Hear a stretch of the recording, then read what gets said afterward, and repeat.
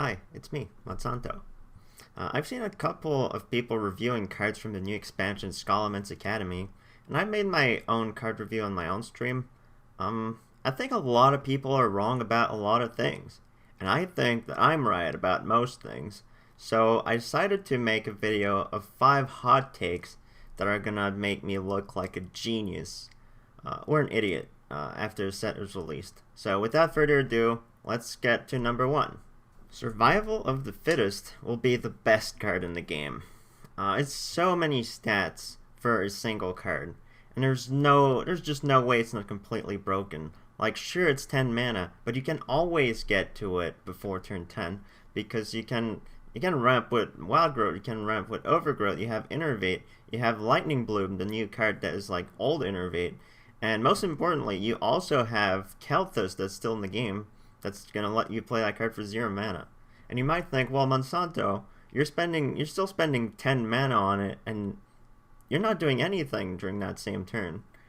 And not even that's wrong, because you can play it alongside cards like Anubis at Defender, which is just gonna give you it's gonna give you a 7/9 taunt right away.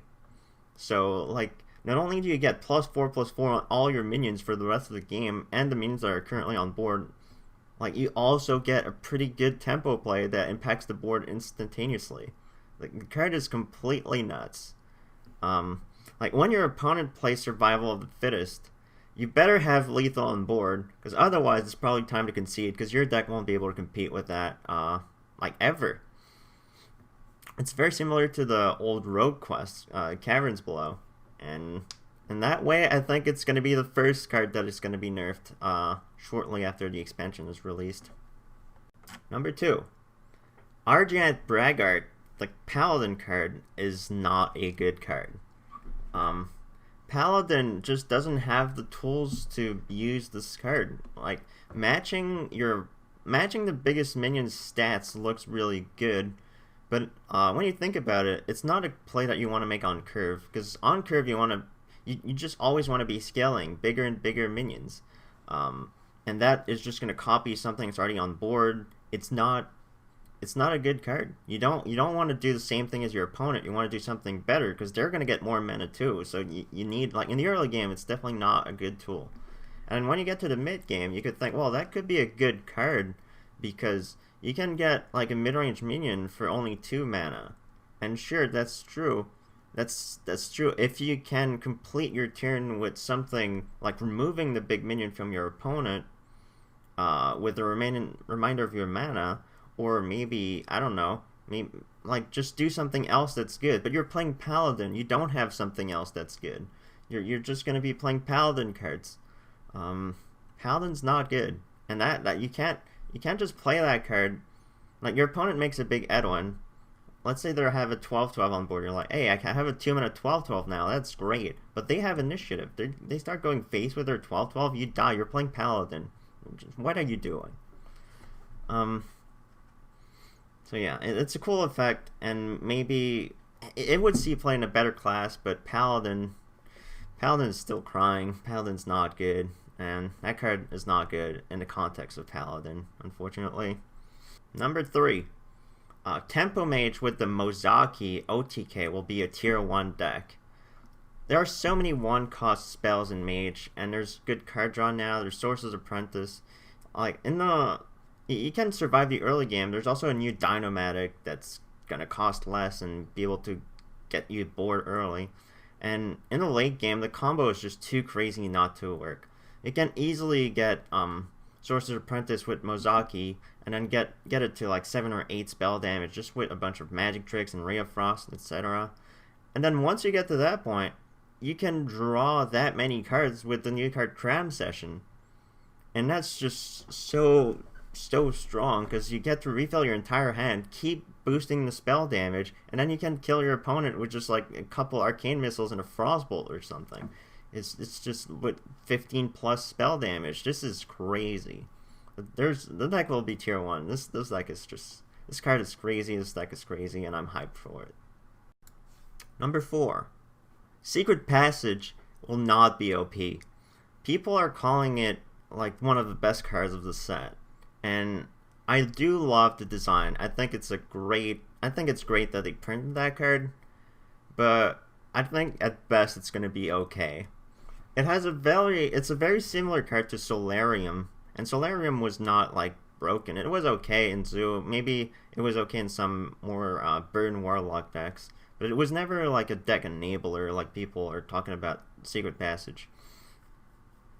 And it might even be worse than Solarium, because you could play Solarium, and then if you get 3 bad cards, you just play whatever you had before, and you ignore the 3 bad cards, and that's okay. But with Secret Passage, you can't do that. Every time you play it, it's a gamble. You're like, I have a decent play, or I could go Secret Passage and try to get a better play. And then you go Secret Passage, and then you don't get good cards. And you're like, oh wait, maybe I shouldn't have played Secret Passage, because now I can't go back to my okay play. I need to make the bad play. Like, it doesn't give you card advantage because you lose the cards right away. It's like it's one card. It's very weird card where you play a card and then you get to play a turn with a different hand for 1 turn. But then after that, you go back to your terrible hand or whatever hand you used to have. If it was a good hand, then why did you play it in the first place? And if it was a bad hand, like, I just don't see it. I honestly, I think it's really cool. I think it's going to be played maybe in burn rogue decks or like aggro rogues just to get the burn damage towards the end of the game. Like, getting access to 5 extra cards to find 1 Eviscerate is really good. Although, it's not as broken as people think. And also, how good is aggro rogue? It's not been good in a long time. I don't know. I mean, that's a good tool for aggro rogue, sure, but there's no way, in my mind, that deck's going to be anywhere near tier 1. So yeah, the card Secret Passage is okay. It's not OP. It's not going to get nerfed. It's whatever. And number 5, the new Jeeves is not going to be very impactful in the meta.